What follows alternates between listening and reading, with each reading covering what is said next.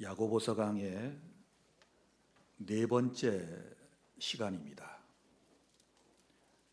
오늘은 경건한 성도의 삶에 대하여 말씀을 드리겠습니다. 야고보서는 예수님의 친동생인 야고보가 쓴 편지입니다. 편지를 썼던 이유가 몇 가지 있습니다. 먼저는 박해받는 그리스도인들을 위로할 목적으로 썼고, 그리고 형식과 위선에 빠진 그리스도인들을 깨우기 위한 목적으로 이 편지를 썼습니다. 뿐만 아니라 교회 안에 말과 행동이 거친 그리스도인의 삶을 교정할 목적과, 그리고 사랑이 식어진 그리스도인들에게 열심을 촉구하기 위하여 이 편지를 썼습니다.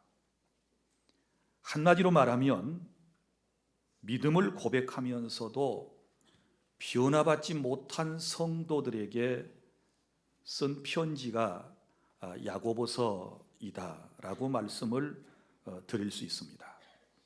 그래서 오늘 믿음으로 구원받은 하나님의 사람들은 경건한 삶을 살아야 하는데, 어떻게 사는 것이 성도의 경건한 삶인지를 네 가지를 여러분들에게 말씀하겠습니다. 첫째는 말을 잘하십시오. 오늘 본문 19절, 내 사랑하는 형제들아 너희가 알지니 사람마다 듣기는 속히 하고 말하기는 더디하며 라고 말씀을 했습니다. 하나님의 말씀은 속히 들어야 하는 것이고, 그리고 말하는 것은 더디해라, 생각해보고 해라, 옳은 말만을 하여라 라고 하는 뜻을 담고 있습니다. 그래서 26절에도 누구든지 스스로 경건하다 생각하며 자기 혀를 재갈 물리지 아니하고 자기 마음을 속이면 이 사람의 경건은 헛것이라 라고 말씀을 했습니다. 그러니까 여기도 자기 자신의 혀에 재갈을 물리라 이렇게 말씀을 했는데, 여러분이 재갈은 원래 짐승에게 물리는 것이지요. 여러분이 말을 보시면 말의 입에다가 재갈을 물린 것을 볼 수 있을 것입니다. 말이 아무거나 함부로 먹지 못하도록 입에다가 재갈을 물리지요. 그리고 양쪽에 고삐를 달아서 말을 이제 사람이 통제하는 것을 볼 수 있습니다. 고삐를 잡고 오른쪽으로 혹은 왼쪽으로 가던 말을 멈추게도 하고, 또 서 있는 말을 가게도 하는 것은 모두 다 입에 물린 재갈이 작용을 하고 있는 것입니다. 그런데 여기 그리스도인들의 입에도 재갈을 물려라 라고 하는 말씀, 깊은 의미가 있는 것입니다. 자, 오늘 이 말에 대한 이 귀한 말씀은 특별히 시련과 유혹 가운데 있는 그리스도인들에게 주신 말씀이다 그랬습니다. 여러분 어떻습니까? 사람이 세상을 살아가면서 자신이 처한 환경이나, 그리고 또 타인이 살아가는 모습들을 보고 여러분들은 주관적으로 어떤 평가를 내리고 어떻게 말하고 있습니까? 자기 자신의 환경에 대하여 함부로 말하는 것은 옳지 않습니다. 타인의 어려움을 보고 자기가 함부로 말하는 것도 옳지 않다라고 하는 말씀입니다. 그러니까 내가 힘들다고 함부로 말해도 안 되고, 또 다른 사람이 어떤 고통스러운 삶의 현장에 있을 때 내 주관대로 함부로 평가하고 말해서는 더더욱 안 된다라고 하는 의미를 담고 있는 것입니다. 더 쉽게 말하면 개인의 삶이나 타인의 고난과 시련에 대해서 정말 함부로 말하지 말아라 라고 하는 뜻이지요. 자, 여러분 보십시오. 여러분 개인과 그리고 또 다른 그리스도인들이 이 세상에서 여러 가지 어려운 일들을 당합니다. 이것을 우리는 고난이라고도 말하고 시련이라고도 말하고 역경이라고도 말하고 어려움이라고도 말할 수 있습니다. 그런데 이런 고난의 유형은 5가지로 여러분들에게 설명을 드릴 수 있는데, 맨 먼저는 형벌로서의 고난이 있습니다. 죄를 짓고 난 이후에 그 죄값으로 고난을 받는 것입니다. 이것은 늘 말씀드리지만 우리 그리스도인들에게 해당되는 말이 아닙니다. 형벌이라고 할 때는 예수님을 믿지 않는 사람들을 말하는 것입니다. 그러니까 그리스도 밖에 있는 사람들이 어려움을 겪는 것은 대부분 그들의 죄 때문에 형벌로서 받는 것입니다. 그 다음에 또 하나의 고난의 유형은 징계로서의 고난이 있습니다. 무슨 얘기인가 하면 우리 그리스도인들에게도 역시 어려움이 옵니다. 우리도 힘든 상황이 있을 수 있습니다. 우리에게도 고난과 고통의 날들이 있을 수 있습니다. 자, 물론 또 그 뒤에 설명되어지는 여러 가지 유형의 고난이 있지만, 먼저는 우리가 죄를 지어서 신자답게 살지 못해서 경건한 삶을 살지 못해서 우리에게 고난이 올 수 있습니다.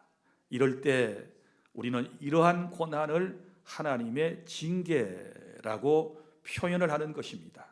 형벌이 아니고 징계라고 그럽니다. 하나님께서 징계를 통하여 우리에게 원하시는 것이 있으시지요. 깨닫고 바른 삶을 살라고, 하나님의 거룩한 삶을 살라고 하나님께서 우리를 징계하시는 것입니다. 사랑하는 아들, 딸들이 잘못하면 사랑하는 부모는 그를 너무너무 사랑하기 때문에 그의 잘못된 것을 교정할 목적으로 매를 드는 것과 같은 이치입니다. 그리고 또 3번째 고난의 유형은 연단으로서의 고난이 있습니다. 내가 특별한 죄를 짓지 않았고 내가 특별한 잘못이 없음에도 불구하고 우리가 고난을 받을 때가 있거든요. 이 고난의 목적은 다른 데 있는 것이 아니고 내 신앙을 더욱 견고하게 하고, 그리고 나를 연단하신 후에 하나님께서 더 큰 은혜로, 더 놀라운 복으로 채워주시기를 위하는 그런 목적이 있다는 사실을 여러분이 기억하시기를 바랍니다. 그리고 또 4번째는 자원함으로 받는 고난이 있습니다. 자원함으로 받는 고난이 무엇이겠습니까? 자, 내가 원해서, 내가 선택해서 받는 고난을 말합니다. 자, 내가 뭐 특별히 잘못한 것 없습니다. 그런데 내가 하나님의 뜻을 따르기 위해서 나를 내려놓고 나를 포기하고 우리가 어떤 어려움을 겪는 경우는 자원함으로 받는 고난이 아니겠습니까? 예를 들어서 주일 성수를 하면 월급이 적고, 그리고 주일을 지키지 않고 나아가서 근무하면 돈을 더 많이 벌 수도 있을 것입니다. 그러면 주일을 성수함으로 소득이 줄어들면 그 가족에게 경제적인 어려움이 있지 않겠습니까? 그러나 그럼에도 불구하고 기꺼이 하나님의 말씀에 순종하기 위하여 주일을 거룩히 지키고 아주 적은 급료로 세상을 살아가는 사람들은 이런 부류의 사람들일 것입니다.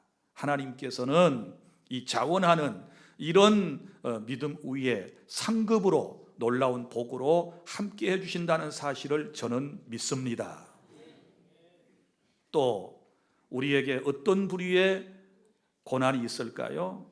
하나님의 뜻을 이루기 위하여 하나님의 섭리에 의한 고난이 우리에게 있을 수 있습니다. 사도행전 28장에 여러분이 이해하기 좋게 한 예를 든다면 이런 내용이 나오지 않습니까? 사도 바울이 하나님을 신실하게 경외하는 사람이었습니다. 자기 고향 예루살렘에서 복음을 전하다가 유대인들로부터 고소를 당했습니다. 이단을 설파한다는 죄목으로 심판을 받게 된 것입니다. 당시 로마의 시민권을 가지고 있었던 사도 바울은 저 로마의 가이사에게 가서 최종적인 판결을 받기를 자청을 했습니다. 그래서 다른 죄수들 276명, 이 속에는 물론 죄수와 그리고 호송관들 그리고 선원들이 다 포함되어 있는 숫자입니다. 그들과 함께 알렉산드리오라고 하는 한 배를 타고 지중해를 건너가지 않습니까? 로마로 가기 위해서. 안타깝게도 지중해 한가운데에서 태풍을 만났습니다. 유라굴로라고 하는 태풍을 만나서 배가 파손되고 말았습니다. 겨울이었습니다. 그 추운 겨울바닥에서 겨우겨우 하나님의 은혜로 구원을 받아 한 섬에 헤엄쳐 나와 겨우 목숨을 건졌습니다.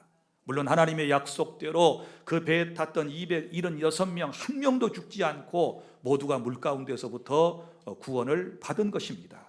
무태에 올라왔던 바울 일행은 추우니까 어떻게 해야 되겠어요? 불을 지펴야지요. 그래서 나뭇가지를 가져다 놓고 335 짝을 이루어서 불을 지피기를 시작했습니다. 자, 거기에는 원주민들이 있었습니다. 그리고 또 다른 죄수들과 호송관들과 그리고 배 사람들이 함께 있었습니다. 자, 사도 바울이 이제 불을 지피우고 자기의 몸을 따뜻하게 하는데 한 나뭇잎을 이제 주워다가 그거를 불 속에다가 집어넣었습니다. 그런데 그 나뭇잎 속에 사나운 독사가 있었던 것입니다. 독사가 뜨거운 불을 이기지 못하고 사도 바울의 손을 물었습니다. 얼마나 세게 물었는지 대롱대롱 달려있는 그것을 사도 바울이 털어버리게 됩니다. 많은 사람들이 그 모습을 보았습니다. 당시의 원주민들은 어떤 생각을 가지고 있었는가 하면 특별히 죄를 많이 짓는 사람들, 나쁜 짓을 한 사람들은 저렇게 맹독성을 가진 독사에게 물려서 죽는다고 생각을 했습니다. 그리고 지금까지 그 독사에 물렸던 사람들은 다 죽었습니다. 그래서 사람들은 이제 사도 바울이 죽기를 기다리고 있습니다. 그런데 바울은 하나님의 은혜 가운데 죽지 않았습니다. 할렐루야. 죽을 줄 알았던 사람이 죽지 않게 되었을 때 그 원주민들과 그리고 지켜보던 수많은 사람들이 깜짝 놀랐습니다. 특별히 원주민들은 신이라, 바울을 신이라고 말했습니다. 사람 같으면 죽는데 신이기 때문에 죽지 않는 것이다, 이렇게 생각을 했던 것이지요. 이때 사도 바울이 어떠했겠습니까? 나는 신이 아니요 라고 말했을 것이고, 그리고 사도 바울은 그들에게 복음을 전했을 것입니다. 원주민들은 지금까지 복음을 제대로 듣지 못했을 것입니다. 그런데 사도 바울이 그들에게 복음을 전하자 독사에 물려도 죽지 않은 사람이 복음을 전하게 되었을 때, 자기들이 신처럼 생각하는 사람이 복음을 전하게 되었을 때 그들은 마음의 문을 열고 복음을 받아들이게 되었습니다. 추장을 위시하여 그 섬에 사는 사람들 아마 대부분이 복음을 받아들이고 구원을 받게 되었을 것입니다. 이 섬이 멜리데라고 하는 섬이고 현대의 말타 혹은 몰타라고 하는 지중해에 있는 섬을 얘기하고 있습니다. 사랑하는 성도 여러분, 보십시오. 우리는 이 사도 바울의 삶을 통해서 깨닫는 것이 있지 않습니까? 하나님의 종입니다. 하나님의 말씀대로 산 사람입니다. 죄를 짓지 않았습니다. 그런데 재판을 받으러 갑니다. 지중해를 건너가다가 배가 파손되어서 죽을 뻔했습니다. 무태 나와서 독사에게 물렸습니다. 죽을 환경이 되었습니다. 인간적으로 생각하면 이런 일이 어디 있습니까? 생각해 보십시오. 하나님의 뜻대로 사는 주의 종에게 이런 고통스러운 날이 왔을 때 대부분의 사람들은 어떻게 평가하겠습니까? 혹시라도 바울이 우리 모르게 죄 지은 거 아니야? 나쁜 짓 한 거 아니야? 하나님 앞에 벌 받은 것 아니야? 이렇게 생각할 수도 있었을 것이고, 그리고 또 바울 자신도 자칫 잘못하면 낙심될 수밖에 없는 그런 처지였을 것이 아니겠습니까? 그런데 여기에 하나님의 귀한 뜻, 그 멜리데 사람들을 구원하기 위하여, 추장의 가족들을 구원하기 위하여, 그리고 배에 함께 승선했던 276명의 영혼을 구원하기 위하여 하나님께서 그런 고난의 현장에 사도 바울을 있게 했다는 사실을 믿으시기를 바랍니다. 성도 여러분, 지금 당장에 여러분이 처한 환경이 이해가 되지 않는다 할지라도 낙심하지 마십시오. 그리고 누군가가 어려운 일을 겪고 있을 때 함부로 여러분이 평가하지 마십시오. 그 말이에요. 듣기는 속히 하고 말하기는 더디하며, 사람은 말을 잘하는 지혜가 있어야 될 줄로 믿으시기를 바랍니다. 어려움을 당한 자기 자신이나 남에 대하여 비방하거나 낙심하는 그런 말을 해서는 안 되는 것입니다. 여러분, 우리가 특별히 하나님의 은혜를 받으면 우리의 마음속에 놀라운 변화가 일어나고 내 삶의 변화가 나타나게 되는데, 그게 바로 언어에 대한 변화가 아니겠습니까? 마음이 변하니 우리의 언어가 달라지게 될 줄 믿습니다. 어찌하든지 새해에는 여러분이, 다시 말합니다, 듣기는 속히 하고 하나님의 말씀은 속히 잘 듣고 말하기는 더디해야 될 줄 믿습니다. 그래서 말할 때는 세 가지를 명심하라고 그러지 않습니까? 자, 먼저는 내가 듣고 해야 할 말이 사실인가 진실인가를 따져볼 필요가 있습니다. 유튜브에서 늘 대하는 소식이 사실인가? SNS에서 늘 나오는 이 수많은 정보들이 진실된 것인가? 누구에겐가 전해 들은 것이 사실인가를 먼저 사실관계를 따져볼 필요가 있는 것입니다. 그 다음에 두 번째, 말을 할 때는 사실일지라도 내가 상대방에게 이 얘기를 할 때 유익이 될 것인가를 생각해 보셔야 합니다. 내가 이 말을 사실인데 전할까? 전하지 말까? 전했을 때, 전하지 않게 되었을 때 유익이 될 것인가 안 될 것인가를 생각해 보고 여러분이 말을 전달해야만 하는 것입니다. 그 다음에 세 번째는 이 말이 진실이고 상대방에게 유익이 된다 할지라도 온 공동체 안에 유익을 주는가, 이걸 여러분이 생각해 보고 말을 하는 습관을 가질 수 있기를 바랍니다. 그래야 우리 사는 세상이 행복한 세상이 될 수 있고, 그래야 우리 교회 공동체가 아름다운 주 안의 공동체가 될 수 있음을 저는 믿습니다. 그래서 새해에는 어찌하든지 말 조심하여 하나님께 영광 돌리고 말 조심하여 복을 받는 복된 새해가 되기를 축복합니다. 그 다음에 둘째는, 경건한 성도의 삶은 19절 하반절부터 20절까지 나옵니다. 여기 보면 또 더디해야 할 것이 있는데, 말만 더디하는 것이 아니고 성내기도 더디하라. 20절 다 함께 시작. 사람이 성내는 것이 하나님의 의를 이루지 못함이라. 아멘. 자, 감정을 잘 조절하십시오. 두 번째, 감정을 잘 조절하셔야 합니다.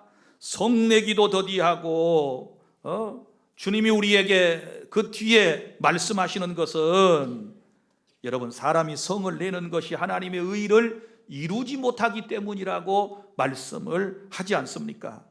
여러분, 그런데요, 우리가 인생을 살아가다 보면 정말 가장 내 삶에 다루기 힘든 것이 뭐라고 생각하십니까? 감정이에요. 자기 마음이에요. 그래서 우리 잠언 전도서에 보면 성을 차지하는 용사보다도 자기 마음을 다스리는 용사가 더 위대한 용사예요. 믿습니까? 성을 차지하는 것은 총과 칼을 가지고 무기를 가지고 한 성을 차지할 수 있지만, 자기 마음을 다스리는 것은 그보다 더 힘들고 어려운 일이라고 하는 것입니다. 그래서 늘 우리 마음이 하나님의 영의 인도하심을 받고 성령님의 통치하심을 받아야 내 안에 하나님의 나라가 이루어지게 될 줄로 믿으시기를 바랍니다. 여러분, 감정을 잘못 다루게 되면 툭 하고 나오는 게 뭐예요? 혈기죠, 혈기. 자, 저도 목회하면서 가장 힘든 게 뭐냐? 그러면 제 감정 조절입니다. 한 교회에서 37년 차를 개척하여 지금까지 여러분들과 함께 해오고 있는데, 여러분들이 저의 여러 가지 모습들을 보셨으리라고 생각을 합니다. 기분 좋고 막 이럴 때는 담임 목사의 얼굴이 아마 예수님 사촌 정도 보이셨을 거예요. 천사하고 아주 가까운 친척 정도처럼 생각을 하셨을 겁니다. 그런데 어느 날 내 얼굴이 푸르락 파르락하고 내가 막 화내가지고 말하는 모습을 볼 때는 어떤 생각이 들던가요? 마귀 할멈이 따로 없네. 아마 이런 생각이 드셨을 거라고 생각을 해요. 그래서 날마다 거울을 보는 이유 가운데 하나가 내 얼굴을 평안한 모습으로 여러분들에게 정말 은혜가 있는 모습을 보이려고 노력하기 위해서 이제 제가 거울을 봅니다. 그리고 한 번씩 웃어봅니다. 그리고 어떻게 하면 여러분들에게 속은 여러분이 못 보니까 겉의 모습이라도 정말 예수님 한 사촌 정도라도 보이게 할까 하고 제가 화장도 하고 분장도 하고, 뭔 말인지 모르는지 저도 비비크림 바릅니다. 그리고 저도 분도 칠합니다. 그리고 립밤인가 이것도 칠해가지고 입술도 반짝거리게 만들고, 다 여러분들한테 잘 보이려고 그러는 겁니다. 설교에 은혜 못 받아도 모 목사의 평화로운 얼굴 보고 은혜로운 얼굴 보고라도 은혜 받으라고. 목사가 얼마나 짠합니까? 제 감정을 잘 다스리려고 노력을 하는데, 이게 내 안에서 제 감정이 상하면 저도 모르는 사이에 쑥쑥 올라와요. 그렇다고 해서 우리 2천여 명이나 되는 성도들에게 제가 그런 모습을 보일 수 없잖아요. 저도 사람인데 왜 여러분들에게 말하고 싶은 거 없겠어요? 왜 지적하고 싶은 거 없겠어요? 그래도 목사는 참아야 한다기에 말 한마디 못하고 꾹꾹 참고 만만한 게 제 아내입니다. 그래서 교회에서 불편하면 집에 가서 제 아내한테 제가 나도 모르는 사이에 짜증을 내고 얼굴을 붉히고 큰 소리를 치는 일도 솔직히 있습니다. 거의 교회 일 때문에 그래요. 그럴 때마다 제가 금방 또 회개하고 뉘우칩니다. 제 아내가 언젠가 저한테 이래요. 교인들한테는 못 해보고 내가 만만한가? 나한테만 와서 그런다고. 내가 뭔 죄야? 나는 친구도 없어. 나는 어디 가서 말할 데도 없네. 당신은 나한테라도 짜증내지만 나는 누구한테 말해? 이러면서 막 펑펑 우는 거예요. 너무 미안했어요. 그래서 이제는 다시는 여러분들에게 혹여 서운한 것을 제 아내한테 가서 내가 표현하지 않아야 되겠다 그래서 엊그제 아내 생일이어서 제가 옷 하나 사줬습니다.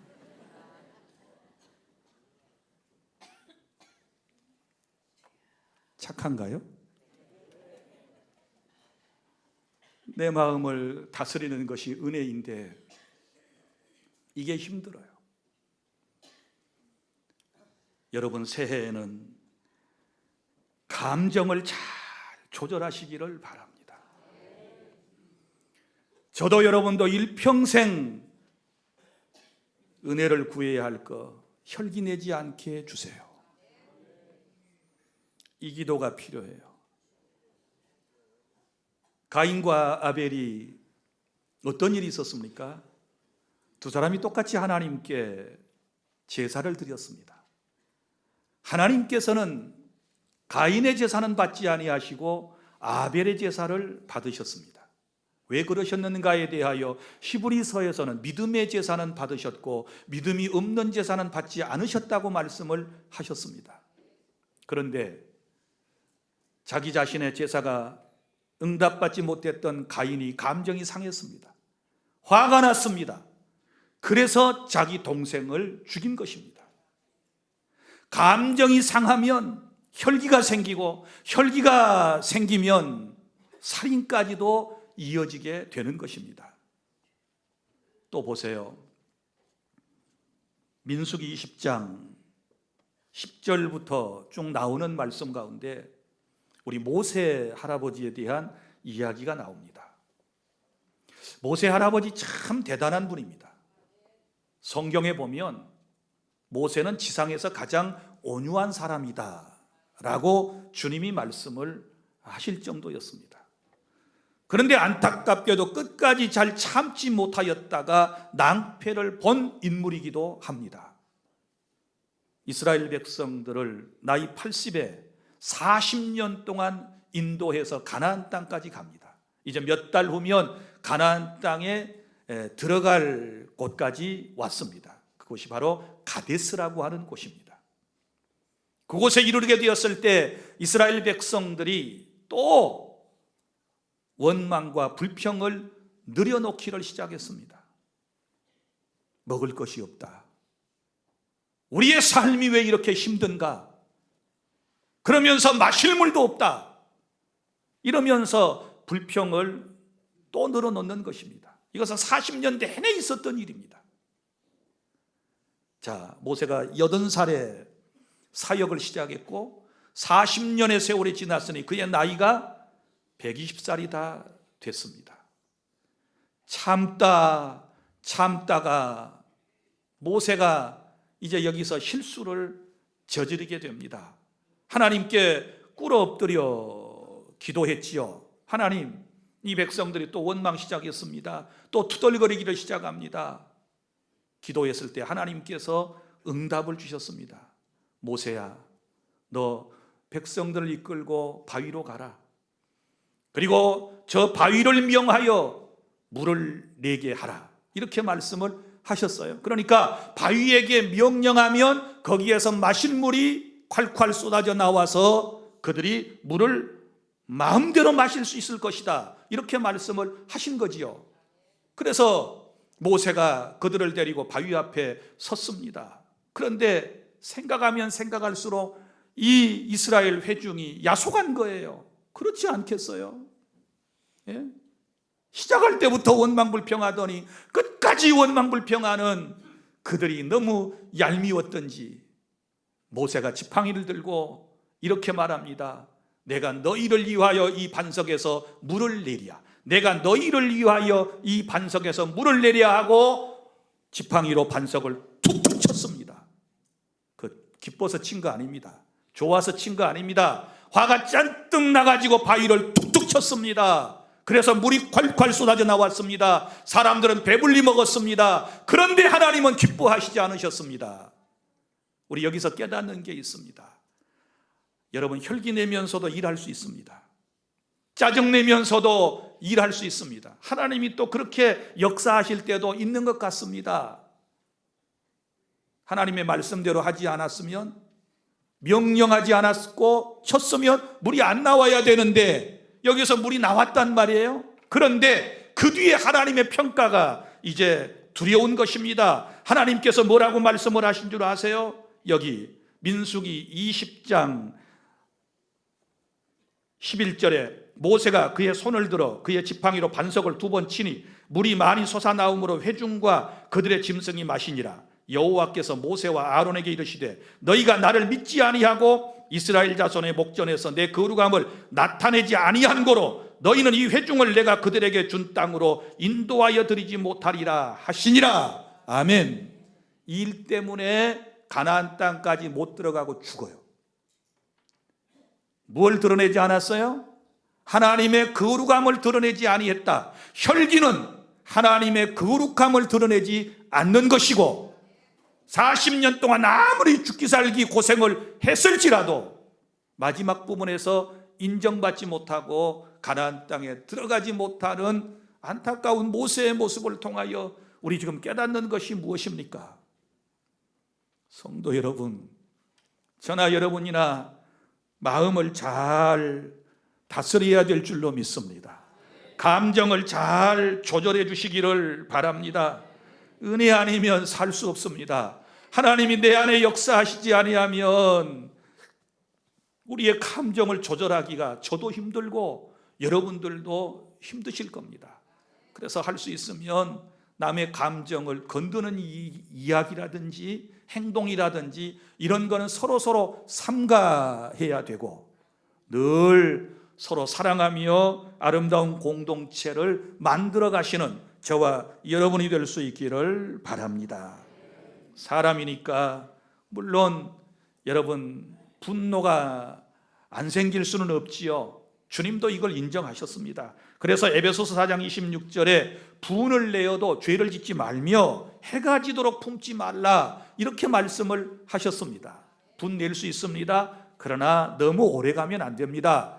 여러분 화낼 수 있습니다. 그러나 너무 몇 년 동안 마음속에 간직하고 있으면 안 됩니다. 사람인지라 서로 서운할 수 있습니다. 너무 오랫동안 간직하고 있으면 이것이 여러분을 망하게 만들 것입니다. 깨달을 수 있기를 바랍니다. 여러분 주님이 우리에게 하신 말씀, 혈기는, 성을 내는 것은 하나님의 의를 이루지 못해요. 이게 문제예요. 하나님의 의를 절대로 이루지 못해요. 다시 말하지만 혈기 내면서도 하나님의 일 할 수 있어요. 혈기 내고 물 툭툭 쳐가지고 냈잖아요. 그게 중요한 게 아니에요. 사역은 할 수 있을는지 몰라도 본인에게는 복이 안 돼요. 믿습니까? 은혜 받고 사역하시기를 바랍니다. 은혜 가운데서 평안한 마음으로 귀한 교회 사명을 잘 감당해 주시기를 바랍니다. 셋째로, 경건한 성도의 삶은 21절부터 25절까지입니다. 하나님의 말씀을 잘 듣고 실천에 옮기시기를 바랍니다. 21절, 그러므로 모든 더러운 것과 넘치는 악을 내버리고, 자, 더러운 것과 악을 내버려라 이렇게 말씀을 했습니다.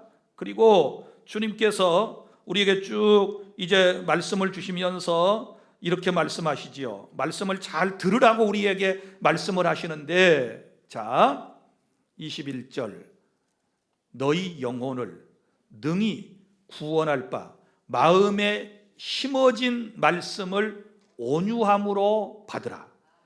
너희는 말씀을 행하는 자가 되고 듣기만 하여 자신을 속이는 자가 되지 말라 이렇게 말씀을 하고 있습니다. 여기서 우리 두 가지 훈련이 우리 신앙생활에 필요한데, 하나는 말씀을 듣는 훈련이 필요해요. 들을 때 어떻게 들으라고 그랬어요? 온유함으로 들어라.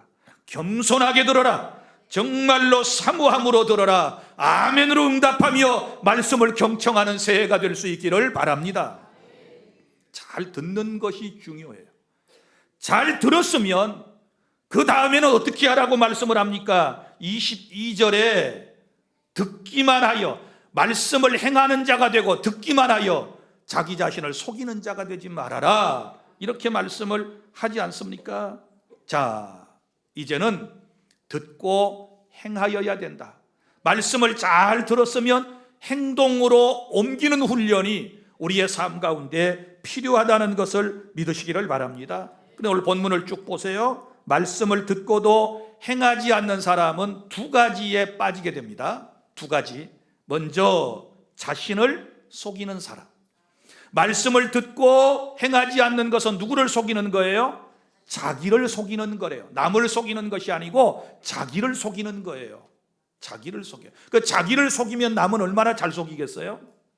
자, 그 다음에 또 하나는 뭐예요? 거울로 자신의 얼굴을 보고 잊어버리는 사람과 같다라고 지적을 합니다. 자, 오늘 거울 보셨지요? 뭐 하긴 거울도 안 보는 여자가 있다고 노래는 그래요. 보고 또 보셨지요? 교회 오시기 전에 거울 보고 오셨는데 거울에 비친 여러분의 얼굴 잊어 잡수셨나요? 거울 보고 잊어먹었나요? 내 얼굴이 어떻게 생겼더라? 한 2시간 전에 봤는데 내 얼굴이 어떻게 생겼더라? 기억이 안 나십니까? 다 날 거예요.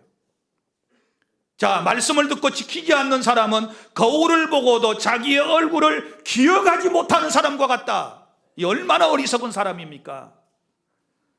자, 그래서 그 뒤에 계속 쭉 말씀을 합니다. 25절에 말씀을 듣고 실천에 옮기게 되면 25절 다 함께 시작.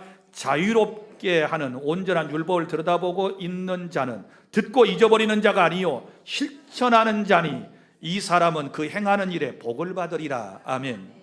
말씀을 듣고 지키면 뭘 받아요? 복을 받으리라.